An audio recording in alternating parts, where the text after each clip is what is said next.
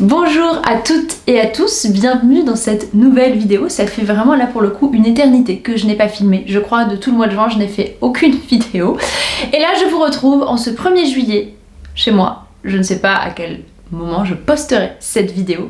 Je vous retrouve pour vous faire mon bilan lecture du printemps japonais qui était organisé par Antastesia les mois d'avril et les mois de mai de cette année 2021. Donc au cours de ces 2 mois, j'ai tout de même lu 1, 2, 3, 4, 5, 6, 7 ouvrages écrits par des auteurs et autrices japonaises. J'ai lu pour la plupart quand même des auteurs et autrices considérés, enfin surtout des auteurs considérés comme classiques du XXe siècle, et j'ai lu un recueil de haïkus contemporains et un roman contemporain aussi, et j'ai tenté vainement de lire Le restaurant de l'amour retrouvé, je crois que c'est ça le titre, mais pour le coup j'ai pas aimé, et donc en fait je pense que j'apprécie la plume des auteurs, autrices japonaises du XXe siècle plutôt que celle du XXIe siècle qui concerne tout ce qui est chronique de vie contemporaine, ça me parle moins. Mais je ne suis pas là pour vous parler de ça, je suis là pour vous parler de ces 7 très très belles lectures. J'ai commencé par lire L'éloge de l'ombre de Junjiro Tanizaki, qui est un essai écrit par Tanizaki, qui est un très grand auteur japonais, qui est très connu, reconnu, qui était conseillé notamment par Amélie Nothomb dans une vidéo qu'elle avait faite sur les livres qu'il fallait lire dans sa vie. Et cet essai en fait parle de la philosophie de vie japonaise. On part à la base de l'architecture, du design, pour ensuite arriver vers des choses plus philosophiques, plus abstraites sur l'amour, la mort, en fait Tanizaki parle du rapport Orient vs Occident, et pour lui le Japon c'est le dernier bastion de l'ombre. En fait c'est le pays qui esthétiquement a choisi l'ombre plutôt que la lumière et la clarté comme en Occident, et avec la mondialisation du Japon au XXe siècle, avec son ouverture sur le monde, en fait il dit qu'ils sont en train de perdre toute cette puissance de l'ombre au profit de la clarté occidentale. Il suppose aussi que le dernier repli de l'ombre serait donc la littérature, que ça pourrait être la littérature. C'est comme ça en tout cas que se termine cet essai, que j'ai personnellement apprécié, vraiment je l'ai trouvé intéressant, mais toute la première partie sur l'architecture, le design d'une lampe, d'un vase, enfin j'étais très loin de ça d'un coup, parce que l'esthétique orientale c'est pas forcément quelque chose qui me parle, donc même si ça veut rien dire de dire esthétique orientale, puisqu'il y a 1001 esthétiques orientales, on est d'accord, mais c'est pas les éléments dans lesquels j'ai été élevée, on va dire, donc c'est très loin de moi, donc c'était difficile de visualiser certaines choses. Après c'était tout de même intéressant par rapport à la société, à une évolution de cette société-là, et je vais vous lire le tout dernier passage, donc ce n'est pas spoilant puisque c'est un essai qui parle de la littérature notamment. Pour tout dire, mon intention en écrivant ce qui précède était de poser la question de savoir si, dans telle ou telle direction, par exemple dans les lettres ou les arts, il ne subsistait pas quelque moyen de compenser les dégâts. Pour moi, j'aimerais tenter de faire revivre, dans le domaine de la littérature au moins, cet univers d'ombre que nous sommes en train de dissiper. J'aimerais élargir l'auvent de cet édifice qui a nom littérature, en obscurcir les murs, plonger dans l'ombre ce qui est trop visible et en dépouiller l'intérieur de tout ornement superflu. Je ne prétends pas qu'il faille en faire autant de toutes les maisons, mais il serait bon, je crois, qu'il en reste ne fût-ce qu'une seule de ce genre. Et pour voir ce que cela peut donner, eh bien, je m'en vais éteindre ma lampe électrique. J'ai lu aussi L'été de la sorcière de Nashiki Kao. C'est une autrice contemporaine, c'est un roman qui est sorti en 2017 en VO je crois, qui a été publié en 2020 ou 2021 en français chez Piquier, forcément cette maison d'édition qui propose de très beaux ouvrages de la littérature orientale en traduction française. Dans cet ouvrage on suit une jeune fille qui est Mei, qui est collégienne et qui a des soucis à l'école, qui ne veut plus aller à l'école, on suppose qu'il y a du harcèlement, des choses comme ça, des choses un peu dures. Qui va arrêter les études, qui n'a plus de bonnes notes, qui n'a plus de bons résultats, et ses parents décident de l'envoyer un été chez sa grand-mère à la campagne. Et le retour aux sources, le retour à la vie simple, le retour à la cueillette, le retour à la décoction de plantes, à l'aide à l'autre, va et d'aimer à renaître en fait. Et c'est magnifique, c'est vraiment un roman que j'ai adoré, qui m'a énormément émue, qui m'a beaucoup touchée, mais est persuadée au fur et à mesure que sa grand-mère est véritablement une sorcière, et sa grand-mère entre dans ce jeu-là, elle lui dit qu'elle aussi, elle a le don et elle est une sorcière et qu'il faut qu'elle le cultive.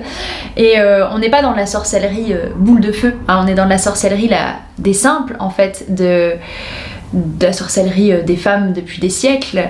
Si je puis dire, je ne vais pas me lancer dans toute une théorie sur la sorcellerie, je n'ai pas le temps. Mais ça m'a beaucoup plu. Il y a aussi tout ce rapport entre le métissage, puisque mais à des origines aussi britanniques, donc il y a tout ce mélange entre le Japon et l'Angleterre, comment on cultive une différence, ce qu'on en fait, ce qui perdure ou pas au fur et à mesure des générations. Et c'était vraiment très touchant. Ça parle du mode de vie à la japonaise, de la famille au Japon, de la culture, des codes, et c'est une société extrêmement codifiée. Et enfin moi en tout cas c'est un roman qui m'a énormément plu, et je peux que vous le recommander en fait si vous aimez tous les récits de vie simples et ces petites leçons de philosophie éparpillées dans des romans un petit peu initiatiques comme ça. Je ne peux que vous recommander L'été de la sorcière. J'adore cet endroit, se murmura-t-elle. Tout comme la veille, un petit coucou se mit à chanter. Une brise rafraîchissante l'effleura. Elle se raconta à nouveau, mais avec ses propres mots cette fois, l'histoire révélée par sa grand-mère, et prit le temps d'y réfléchir. Si tout ceci était vrai, ce qui était sûrement le cas, jamais grand-mère ne lui raconterait un mensonge aussi extravagant, en elle coulait du sang de sorcière, ce qui voulait dire qu'elle allait peut-être développer des pouvoirs surnaturels. Cette idée lui faisait un peu peur, mais si cela devait lui arriver, peut-être n'aurait-elle plus à souffrir autant à l'école. Peut-être pourrait-elle avancer paisiblement dans la vie, peut-être pourrait-elle réussir à contourner les obstacles qui lui barraient la route avec la même facilité qu'un poisson dans l'eau. Son cœur se mit à frétiller de joie à cette pensée, et l'espoir a germé en elle. Alors, premier gros coup de cœur pour moi de cette sélection des livres japonais, c'est Le fusil de chasse de Yasushi Inoue. Je suis désolée si j'écorche les noms, je suis vraiment pas habituée. Adoria en a fait un super podcast que je vous recommande d'aller écouter pour compléter mon avis. Elle a beaucoup plus étudié le fond et la forme de ce roman que je ne vais le faire à présent. Dans Le fusil de chasse, c'est un roman épistolaire, une nouvelle épistolaire, c'est très très court même, où 3 femmes écrivent chacune une lettre à un homme qui est Josuke. Et ces 3 femmes ont un lien puisque la première lettre émane de Shoko, qui est la fille de la maîtresse de Josuke, mais qui est aussi sa nièce. Il y a Midori qui écrit la deuxième lettre. Midori, c'est l'épouse de Josuke, qui est la sœur de la maîtresse de Josuke. Et la dernière, c'est Saiko qui l'écrit, qui est donc la maîtresse de Josuke, mais aussi la sœur de Midori et la mère de Soko. Et c'est Shoko, même, je crois. Ouais, Shoko. Et c'est... Moi, ça a une écriture à la Stefan Zweig, si vous voulez. Vraiment, quand j'ai commencé à lire Le fusil de chasse, je me suis dit, waouh, j'ai l'impression de plonger dans L'être d'une inconnue au niveau du style et au niveau de comment un auteur masculin peut écrire, décrire les sentiments féminins. C'est toujours tendu, je trouve, lorsqu'on lit des auteurs masculins qui exaltent les passions féminines. On tombe souvent parfois dans des clichés, dans des stéréotypes, et là, vraiment... Adoria explique ça très bien, enfin développe cette idée-là très bien aussi dans son podcast. Là, dans Le fusil de chasse, on n'est pas du tout là-dedans, on est dans quelque chose de tellement fin, de tellement sensible. Et à nouveau, là, on a toute la société japonaise, tous les codes d'une société japonaise, le mariage arrangé, l'amour, la notion de péché qui est très très forte, qui est très très puissante, lorsqu'on va à l'encontre en fait de la morale, d'un coup, ne reste plus que la mort comme issue en fait face au péché, et c'est très très fort. On sent toute la puissance de ces codes. J'ai pas d'autres mots là, mais c'est vraiment, ça m'a, au moment où je l'ai lu, ça m'avait transcendé, ça m'avait vraiment bouleversée parce que c'est très très court. Ça fait à peine une centaine de pages, même moins, ça fait moins qu'une centaine de pages, et on est dans un récit enchâssé à la base. Ça démarre comme ça avec un homme qui confie 3 lettres à quelqu'un, et donc on se dit mais est-ce vrai, est-ce que cet homme existe vraiment, et c'est lui qui l'a confié à Inoue. Non, enfin c'est... La véracité de cette histoire reste à prouver, bien sûr, c'est toute la magie de ces genres de romans et de nouvelles, mais c'est C'est grandiose. Vraiment, si vous n'avez pas lu Le Fusil de chasse, je vous le recommande, c'est très très court en plus et ça va faire battre votre cœur, que ce soit la lettre de Shoko qui a perdu sa mère et qui savait des choses. On a la lettre de Midori, cette femme qui se sent rejetée, et ce qui parle en fait d'un mariage qui ne fonctionne plus et où on devient un étranger, une étrangère pour l'autre, et l'autre devient lui aussi un ou une étrangère, et ça perdure parce que c'est comme ça. Et on a ensuite la lettre de la maîtresse, la lettre de la femme aimée et qui aime et qui a déjà eu des déceptions en amour et qui ne voit que la mort comme issue à cette liaison, et c'est grandiose. Voilà, je peux que vous recommander de lire Le Fusil je ne peux que vous recommander de découvrir Le Fusil de chasse. Aujourd'hui, tant qu'il a fait jour, j'ai parcouru les pages de mon journal et je me suis dit que j'avais employé trop souvent les mots mort, péché et amour. Ils m'ont rappelé une fois encore que la voie que j'avais choisie avec toi était la moins facile. Mais le poids de ce gros cahier, je le soupesais, n'en était pas moins le poids de mon bonheur.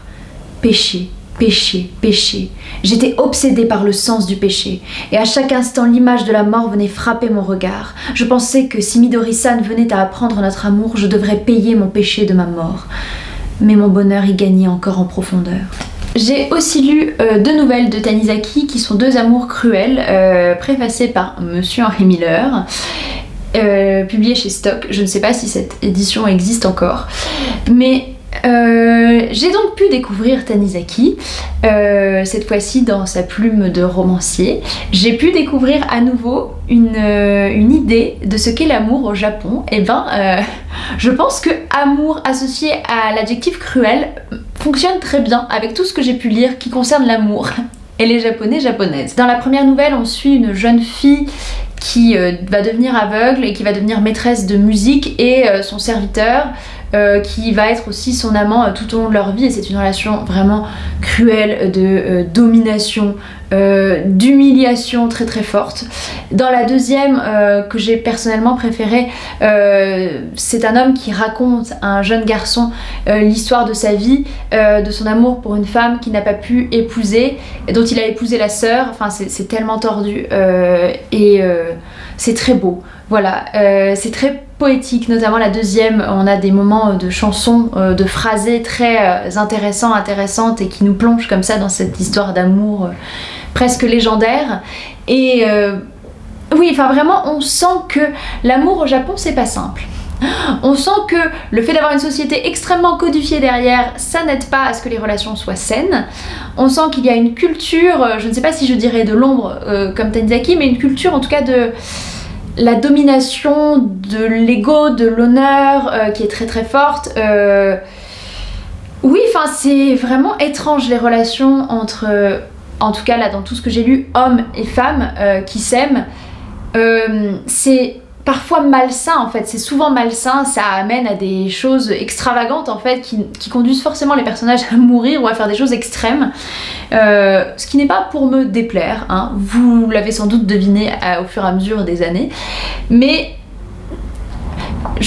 alors maintenant je suis curieuse aussi de lire les romans de Tanizaki, puisque là en deux petites nouvelles je me suis fait une légère idée de son écriture, mais maintenant je suis curieuse de découvrir sa plume et la façon dont il traite les personnages dans un roman. Vous êtes tellement supérieur à moi que je commettrais un péché en vous entraînant avec moi dans la mort. Une femme ordinaire peut disparaître par amour, mais le ciel vous a comblé de tant de beauté et de dons qu'en refusant volontairement la vie, vous démériteriez. Allez donc vivre, je vous en prie, dans cette villa princière du lac Ogura.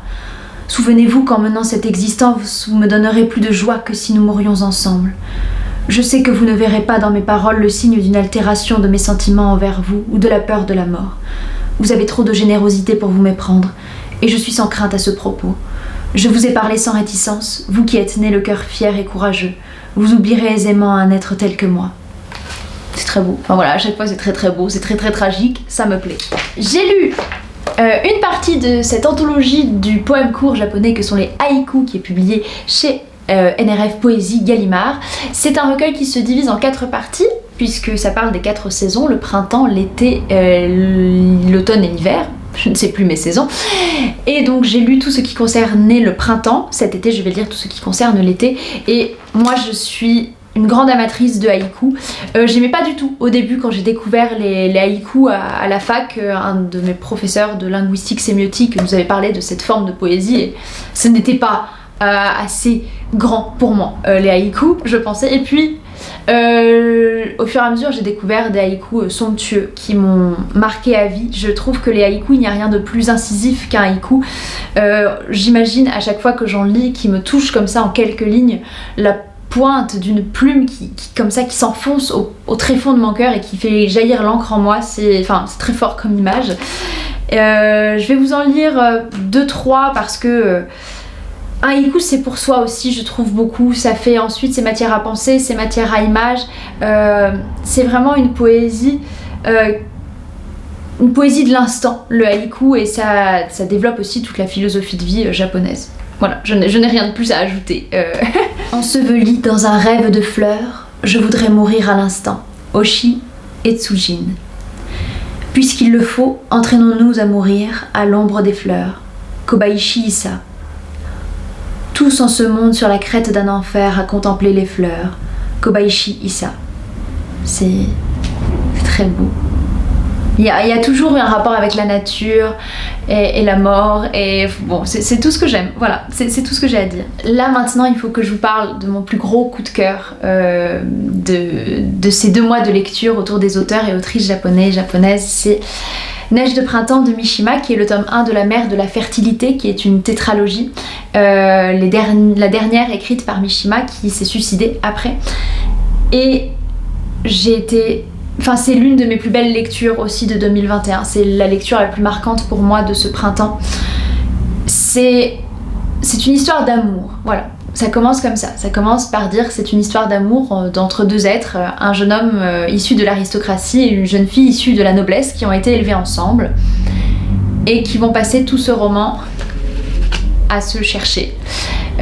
Dans ce Japon qu'on dit de la belle époque, donc dans ce Japon qui commence aussi à se moderniser, à s'occidentaliser, qui s'ouvre au monde, qui est entre deux, et ces jeunes adolescentes qui sont aussi entre 2 âges, et c'est bouleversant, ça m'a ruinée. Voilà, cette lecture, elle m'a limée, mais en beauté, parce que le point commun aussi entre tous ces ouvrages que je vous ai présentés, c'est la beauté et l'esthétisme. Il y a un regard porté sur les choses, mais qui est incroyable, sur les descriptions d'objets, de couleurs, de peau, de tissus, mais c'est somptueux, vraiment. J'ai rarement lu des auteurs et autrices qui ont ce souci du détail et de l'esthétisme, et là, Mishima dans Neige de printemps, mais c'est grandiose, parce que Mishima dans cet ouvrage, dans cette tétralogie, va livrer en fait toute sa pensée autour de l'amour, de la mort, de l'honneur, du Japon, de la modernité, de la religion, spiritualité. C'est grandiose, c'est vraiment grandiose, c'est un testament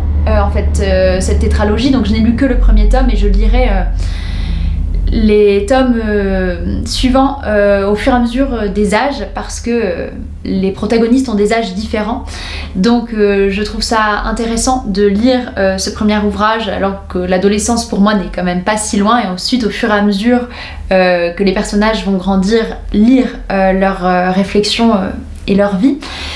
Et là vraiment et là, suivre Kiyoaki, oui c'est ça, à peu près, et Satoko, ce jeune garçon et cette jeune fille, mais c'est de rebondissement en rebondissement. C'est le Tristan et Iseult pour moi du Japon, quoi. Neige du printemps, on en est là, on en est dans cette... Fuis-moi, je te suis, suis-moi, je te fuis, dans cette histoire d'amour qui... C'est ni vous sans moi, ni moi sans vous, c'est... Waouh, ça parle vraiment de tout, de l'amour, de la société, de l'honneur, de la fierté, de l'hypocrisie des générations passées aussi, waouh, je peux pas vous dire autre chose que lisez Neige de printemps de Mishima. Moi personnellement ça m'a bouleversée, et j'aimerais avoir un autre mot là en tête que bouleversée pour vous décrire à quel point ce récit s'est marqué en moi, et que ça m'est arrivé en fait même entre temps de reparcourir les pages et les lignes de Mishima, parce que c'est une matière à penser, au-delà d'une matière même à plaisir de lecture, il y a matière à penser, à réflexion derrière. Il y a tout un pan sur la réincarnation qui est fascinant, sur la spiritualité japonaise qui est je trouve 1000 fois plus intéressante que notre philosophie occidentale, que notre spiritualité occidentale. Enfin, forcément, ça m'intéresse plus puisque je la connais moins. J'y suis peut-être plus sensible, ça résonne plus avec moi aussi, mais bon, lisez Neige de printemps de Mishima. Maintenant, je n'ai plus qu'une envie, et qu'une crainte aussi, qu'une hantise, c'est de lire Mishima dans d'autres romans, dans d'autres écrits, puisque ce roman m'a tellement touchée et marquée que j'ai peur de lire Le Pavillon d'Or, j'ai peur de lire tout ce qu'a écrit Mishima parce que j'ai envie de retrouver cet énamourachement que j'ai ressenti pour Neige de printemps. Même quand on est avec quelqu'un qu'on aime, on est assez fou pour croire que son corps et son âme sont distincts. Bien que je sois éloignée d'elle à présent, je puis être en bien meilleure situation qu'auparavant pour apprécier de quoi se compose ce cristal unique qu'est Yin-chan. Il en coûte d'être séparés. Mais il en va de même du contraire. S'il y a de la joie à être ensemble, ce n'est que justice que la séparation en procure également, à sa façon. J'ai toujours voulu connaître le secret qui permet à l'amour d'échapper aux liens du temps et de l'espace comme par magie. Se trouver devant la personne qu'on aime ne revient pas au même que d'aimer son être véritable, car on a tendance à considérer sa beauté physique comme le mode indispensable à son existence. Lorsqu'interviennent le temps et l'espace, tous les deux peuvent nous tromper, mais d'un autre côté, il est également possible d'approcher 2 fois plus près de son être essentiel. Je pense que dans ce roman, il y a les plus belles lignes que j'ai pu lire sur l'amour. Voilà. Et pourtant j'en ai lu des lignes sur l'amour. Et là je termine juste en mentionnant Pays de Neige de Kawabata, qui était le livre au programme de mon club de lecture, donc Barocco Lecture entre avril et mai. Et donc je vous en parlerai tout simplement dans ma vidéo, mentionnant les 3 derniers ouvrages du club de lecture. Et c'est ainsi que s'achève mon bilan autour du printemps japonais organisé par Antastasia. J'ai adoré l'expérience, voilà. Merci Amy d'avoir organisé ce printemps japonais. Vraiment, moi ça m'a permis de découvrir toute une littérature que je ne connaissais pas et que je pensais ne pas être pour moi, et en réalité c'est complètement pour moi. C'est beaucoup de choses résonnent en moi avec beaucoup de choses, beaucoup d'endroits, beaucoup de thématiques de cette littérature résonnent avec moi, donc je suis très heureuse d'avoir pu m'y plonger, d'avoir fait une immersion complète comme ça pendant 2 mois. N'hésitez pas à me dire si vous avez participé au printemps japonais et quels sont les ouvrages que vous avez lus et que vous avez adorés. Je me les noterai pour peut-être l'année prochaine si le printemps japonais fait son retour. Je vous embrasse et je vous dis à très bientôt.